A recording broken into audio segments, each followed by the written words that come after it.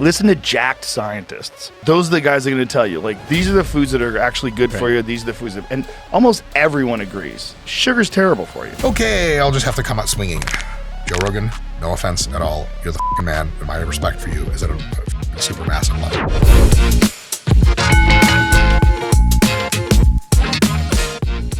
Hey folks, Dr. Mike here for RP Strength.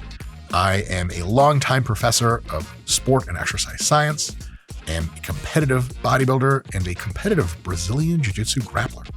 And today I'll be reviewing the pharmaceutical, nutritional, and training approaches of the Mr. Joe Rogan, who is also a Brazilian Jiu-Jitsu practitioner, and I believe is a lot better than I am at it. Though he is not encumbered by the unathletic nature of being Jewish. Yeah, that's right, I said it.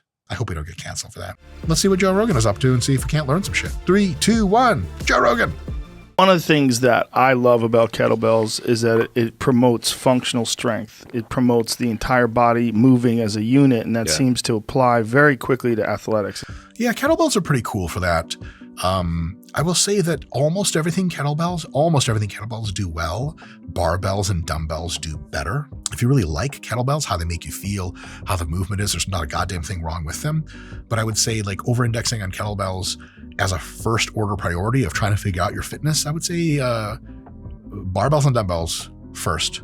Also body weight movements, push-ups, pull-ups, dips, things like that are unbelievable. And also machines are great. And all of these confer functional strength. Functional strength is this really interesting term, which the more you look at it scientifically, the less it means. But it turns out that if you practice or play whatever sport you do, whatever physical activity you do, and you challenge all of the muscles of your body through insanely high, deep stretch ranges of motion, challenging them with heavy loads, getting close to failure, moving the weights quickly on the way up, controlled on the way down, then that really is kind of the 90% of functional strength. There's nothing more functional about a kettlebell than there is about a dumbbell or a barbell. Machines, because they auto-stabilize you and you can sit down while you do them, a little bit less functional. But most of the function in machines is gained just because you're gaining that strength for a full range of motion and the muscle mass that comes with it. If you want to actually if you actually want to function in a sport context, you have to lift weights kind of in any way, kettlebells, dumbbells, free weights, machines, and then actually practice the sport so you can learn to use your newfound muscle and strength in the ways that make you functional in that sport. But if you want overall the best functional program and you want it really simple, kind of nothing beats body weight, barbells, and maybe a dumbbell here or there. Kettlebells are cool, but they're a little bit more of a limited tool. There are many reasons why, but that's one of them, And non-glamorous moves like Turkish Get Up. The Turkish Get Up may be the most glamorous move ever invented in lifting. It's entirely purposeless. It looks like a waiter fell down and is still trying to make sure he doesn't spill the rice all over the place. No offense to anyone. This is me spilling out my mind here. The Turkish Get Up is like a parlor trick of lifting. It's not very clear to exercise and sports scientists which system it is the limiting factor for Turkish Get Up. The reality is it's probably your lateral delt strength. And it's not even a good way to build lateral delt strength. It just tests shoulder stability. And movements like deadlifts, power cleans, etc. I mean, it's just not even a comparison as far as effect. Which is like one of the very best moves for jiu-jitsu. It's just phenomenal for your stability, your core, and your ability to get out from under the bottom positions. It's just a phenomenal work. If you tell me my next competitor, I don't know anything about him, can do a Turkish Get Up with 80 pounds or whatever, I'm like, dope, scary guy. If you tell me my next competitor can deadlift 600 pounds for reps, I'm running away because there's not as much jiu-jitsu is going to work on him as is typically intended. That's why we have weight classes in jiu-jitsu. That's why we have drug testing in jiu-jitsu. That's one of the reasons why Gordon Ryan beats living shit out of everyone, because he's just bigger and stronger in a way that Turkish Get-Ups cannot get you. How do I say this without embarrassing myself? I've got really, really strong arms, but when I reach for stuff, sometimes it slips away from me because I got my forearms just aren't that strong. And so when I'm trying to bent roll a lot of weight and get really strong and jacked for jiu-jitsu to go hurt people, yeah, my back's getting a good workout, so are my shoulders and arms, but then the workout stops because I lose my grip. And this has been haunting me for years. And you know what? I finally did something about it, and I feel like a new man. And you know what that something is? I purchased Versa grips. What are VersaGrips, you say? It can't possibly be an ad read that literally makes Mike money. No way. No, wait, it's also that. VersaGrips, legit, no joke, guys, are unbelievable gripping tools that if you are limited on your pull-ups, on your bent rows, on your lateral raises, by how much you can grip versus how much your other muscles can move, you simply turn your VersaGrips around on that bar or dumbbell, and then your hand will snap off before that VersaGrip lets go.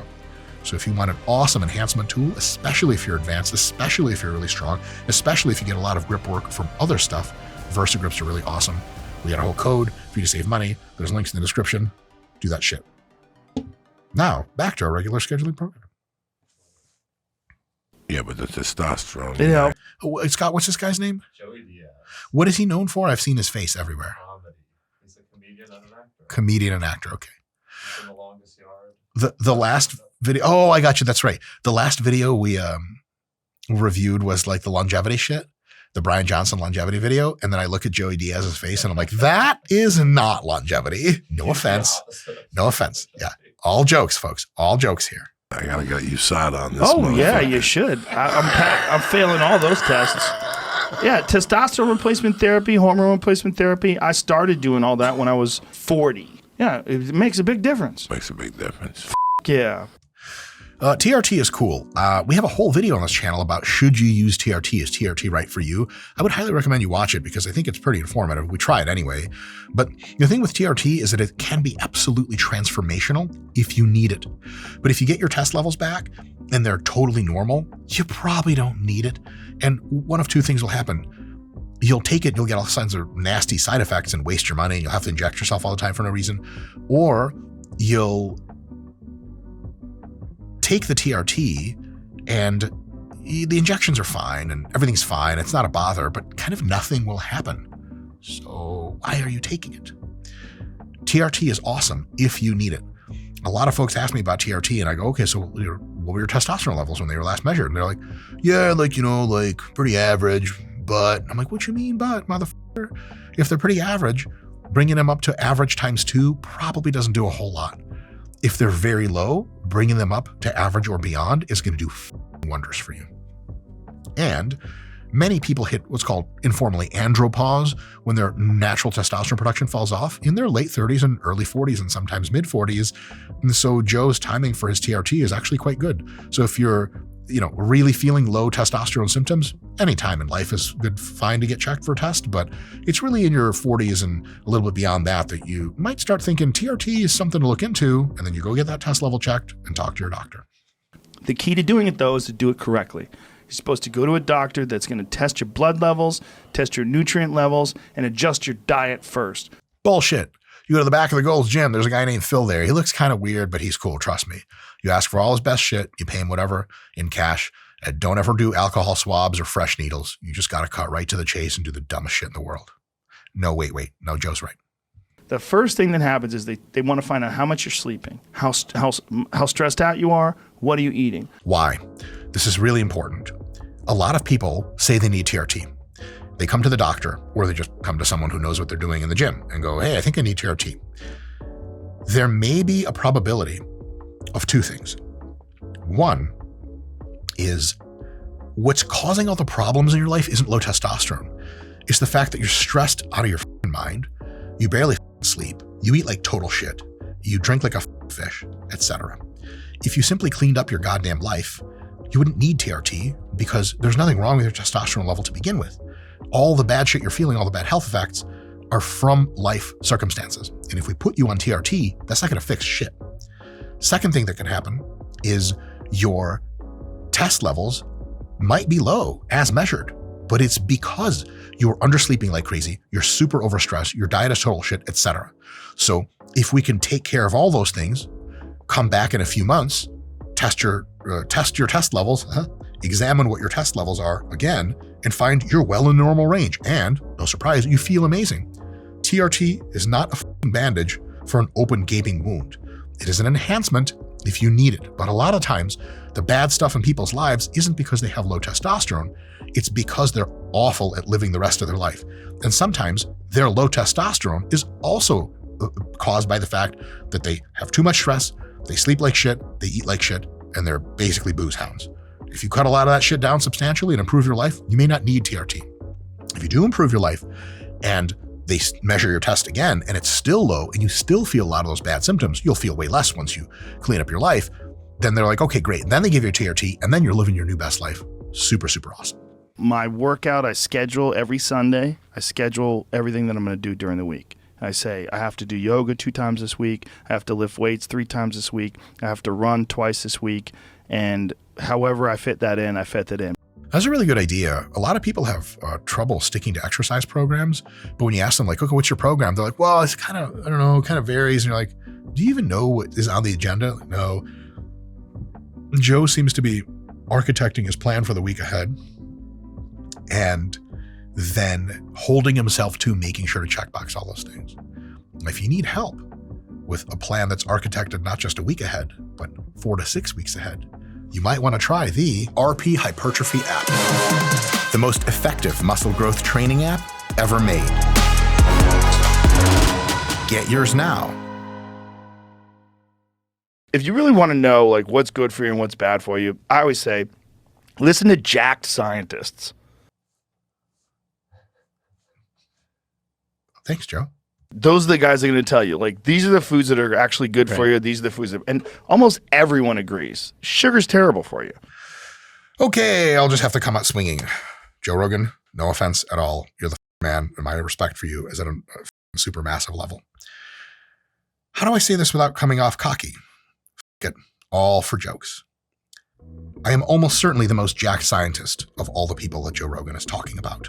I would really like to see who's more jacked than me in that regard.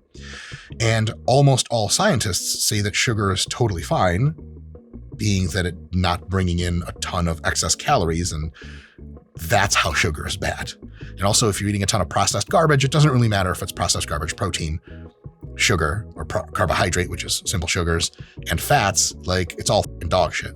So if you're consuming sugar from relatively healthy sources and it's not in excess calories, the almost unanimous consent in the actual research-based scientific community of people that study this kind of stuff is that sugar is totally fine. So is protein, so is fat. What really matters is having them in moderation, in a balance, and making sure your calories are not excessive so that you're lean and of a body weight that allows you to be healthy. That's really just about, I don't know, it's just true. It is what it is. And I really am curious to see what jacked scientists he's talking about. Because again, are they that jacked? I don't know what the pec bounds had to do with it, but yeah. And then you get into the more controversial areas of seed oils. Yeah, I'll just say it right now. Seed oils are not controversial. Seed oils are only controversial in a small niche community of typically extremely right-wing folks that seem to be really upset about seed oils for some reason. No offense to the right wing. Y'all are great. Don't kill me when the revolution happens. Seed oils, no controversy. If you look at the empirical literature, and there's been a lot of it, just go to PubMed and you look at systematic reviews, narrative reviews, meta-analyses, any kind of comprehensive approach, you're going to realize that they've kind of studied this more or less into the ground, and there's not a goddamn thing wrong with seed oils. They're totally fine and totally healthy in most contexts. Now, people will say, well, look, like, McDonald's French fry grease is made of seed oils. Yeah, it is. But it's got a couple other things in there, like trans fats that aren't that great for you. And it's the fact that each thing of fries is 900 calories, and you have to have 2 of them because you can't stop eating. That's the bad part, not the seed oils part. Folks, there is still more video to watch and more fun to be had and more things to learn, I hope. But there is an extended cut of this video with raunchy, nasty shit we just couldn't show you on regular YouTube. We have a members area for that also has tons of other cool stuff. It doesn't cost a ton of money, but it's great value. Click around, see if you like it. I wanted to get a full breakdown of Joe's. Is that Joe Rogan? Yes. Is that me? Dude, I get a lot of shit on my social media like, oh my God, it's Dana White. Like, excuse me, sir. Yes, you. Do you think all bald people look the same? I got it. It's parts of your brain that are missing. No big deal.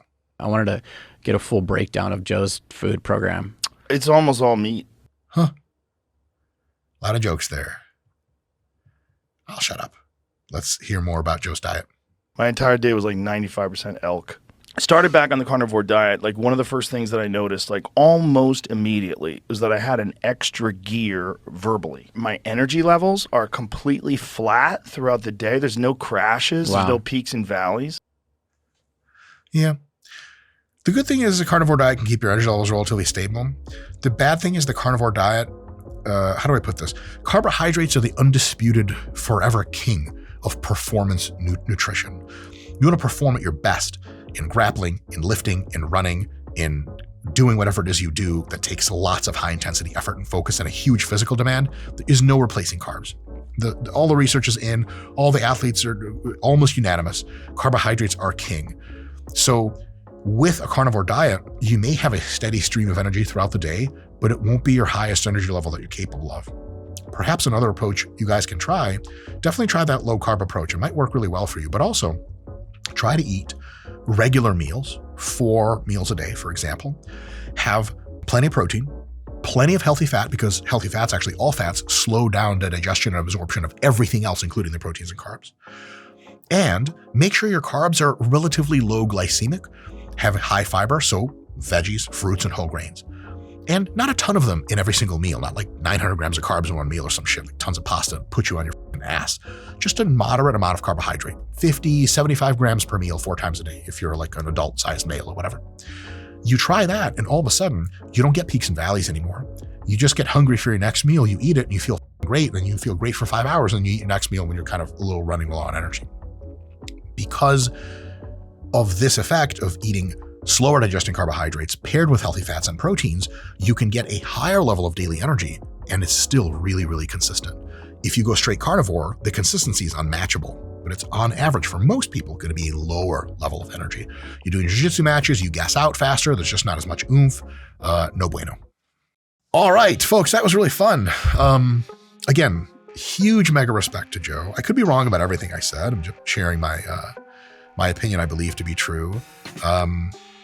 Joe really gives a shit. He really cares about his diet. He tries really hard in his training. And I will say that as far as perception is concerned on the internet, YouTube land, Joe is maybe one of the most open-minded people I have ever come across. He'll talk to basically anyone and at least try to extract some wisdom from them, give them really good questions and feedback in return, but he's not just pretending he knows it all. Me, I really do know it all, which is nice. No, wait, that's wrong. I know almost nothing. Joe's the man. If you want to try some lower carb shit, due diligence, give it a shot. If you want to try some kettlebells, they're sweet, give them a shot. If you want to try some more moderate high carb protocols, you want to try barbells and dumbbells, they're also sweet. Our channel's all about that. Give everything a try, see what works best for you, and let's take some inspiration from Mr. Joe Rogan, who's like 50 something. How old is Joe Rogan, Scott? 56 years old and still crushing it. Joe Rogan, you're the fucking man. You guys are also awesome. And see you guys next time. All right, that was sweet. Folks, right here is a video that YouTube says you should click on because I think it makes YouTube a lot of money when you watch YouTube. Also, it might make us money, but I never see that money because Mr. Nick Shaw, the RPCO, won't let me have any. Anyway, see you guys next time.